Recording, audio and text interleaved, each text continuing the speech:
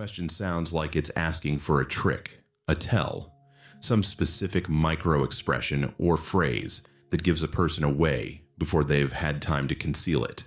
Learn to spot it, and you'll stop being fooled. That's not what the question is actually asking. What you're asking in underneath the framing is something older and more honest. You've walked away from conversations with a quiet unease you couldn't name. You've sat across from someone who said everything right, who was warm and available and reasonable, and felt beneath the correct surface that something wasn't accounting for something. You've also met people, rarer, sometimes rougher around the edges, where that feeling inverted, where what was happening on the surface and what was happening underneath felt like the same thing. That's what you're asking about, not the trick, the difference. Jung spent decades watching people, not just the edited versions they brought to his office, the careful, assembled presentations people make when they know they're being observed. He was interested in what arrived around the edges of that, what slipped through in the gaps between prepared answers, what he could detect not from what people said about themselves, but from what their behavior assumed without saying. He developed precise vocabulary for this in his work on what he called the persona. The word comes from Greek theater, the mask worn by actors to signal which role they were playing. In analytical psychology, Jung borrowed it to describe something every functioning person constructs, a translation layer between their inner life and the social world, a way of presenting that navigates collective expectations without exposing everything underneath. Here's where he was precise about something most people miss. The problem isn't having a persona. Everyone has one. You have one. The person you trust most has one. A persona isn't a lie. It's a necessary adaptation. The question isn't whether the mask exists.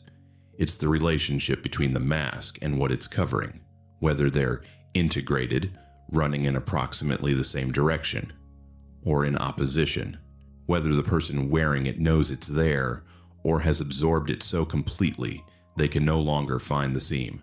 Jung wrote in the two essays that someone who identifies entirely with their persona, who has dissolved into the role, presents something specific over time, an occasional excess that doesn't match the surface, irritability without a visible source, a quality of effort that shows when it shouldn't, small slippages around the seam where what's underneath briefly takes precedence before the editing system catches up. Genuine doesn't mean maskless. Genuine means the mask isn't fighting anything. The person underneath isn't applying pressure to stay contained. When someone is genuinely integrated, when the persona and the self behind it are running in approximately the same direction, what you feel in those first seconds of contact is coherence. Not warmth, not openness, something quieter.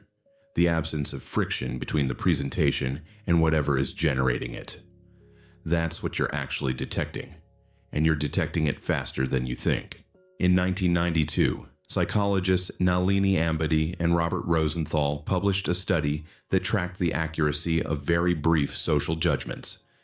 They gave people 10-second silent video clips of strangers, in one version, professors they'd never encountered, and asked them to rate what they saw. Those 10-second ratings correlated remarkably closely with evaluations made by students who had spent an entire semester with those same professors. I remember reading that study for the first time, maybe a year after my divorce, and sitting with it for longer than I expected, because it named something I'd been circling around without language for it. The study didn't tell me that first impressions are magic. It told me something more useful, that the perceptual system is reading something real, and reading it fast, largely without conscious involvement. That the unease I'd felt walking away from certain conversations wasn't noise. It was signal. The system had already done the calculation, I just hadn't been listening. What that finding tells you is that your nervous system is already processing the gap, or its absence, between what someone is presenting and what is generating the presentation. The specific mechanism is this. The persona takes a beat to assemble, Under normal conditions, when a conversation is going according to plan, when the social script is available, the presentation comes pre-organized. You get what someone has prepared. That tells you something about who they want to be seen as, but it tells you relatively little about who they actually are. What tells you more is the moment before that organization has time to arrive, when something interrupts, when a plan changes unexpectedly, when a moment introduces small friction, not a crisis, just the ordinary kind, and a response is required before the editing system has caught up. Think of something as simple as this. The waiter gets your order wrong. The GPS recalculates and adds 15 minutes.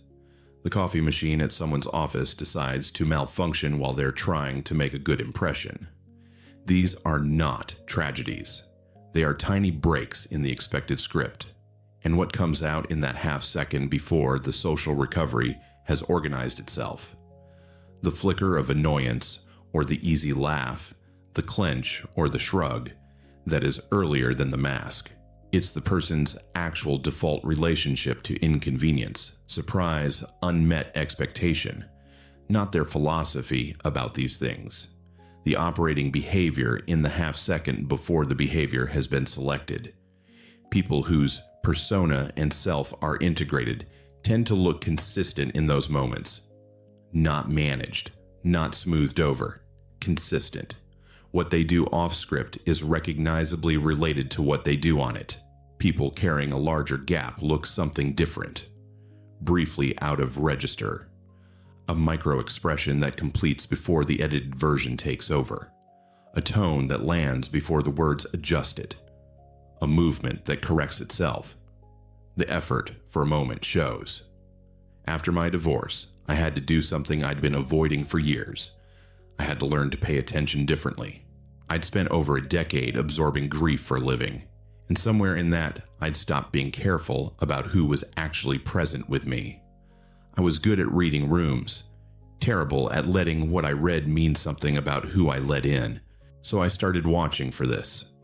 Not in a clinical way, just noticing what happened in the first unscripted moment with someone, how they moved through a plan changing, how they responded when something they'd expected didn't arrive, what their face did in the beat before they decided what their face should do. What I found was that the people I came to trust most shared something specific, something that had nothing to do with how much they disclosed, or how available they seemed, or how warm they were on the surface. What they had was coherence across conditions. The person who showed up when things went smoothly was recognizably the same person who showed up when they didn't. No adjustment required, no visible gap to bridge. Jung would have recognized that as exactly what he was pointing at. There's one more thing worth saying, and it's the part people often overlook. Genuine people don't perform genuineness. The person who constantly signals their authenticity, who makes a point of telling you they say what they mean, who wears their rawness like a credential, is presenting a persona too. Sometimes it's one of the more elaborate ones, because it carries the specific claim of not performing anything. Watch what happens when that person encounters friction. The performance of authenticity has its own tells. The self-congratulatory edge, the slight disappointment when the honesty isn't sufficiently appreciated, the ease of disclosure about certain things, and the specific silence around others. There's something almost paradoxical about it. The louder someone announces their transparency, the more carefully worth examining what stays opaque. Not because they're necessarily deceiving you, but because any identity that depends on its own proclamation is, by definition, working harder than it looks. The mask that insists it isn't a mask is still a mask. It just has better branding. Congruence doesn't announce itself. That's how you know it's real. The test isn't looking for the mask. Everyone has one. The test is watching what happens when the mask has to move quickly.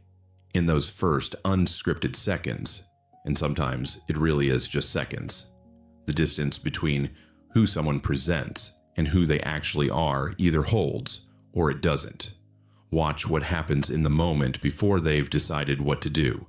That's where the answer is.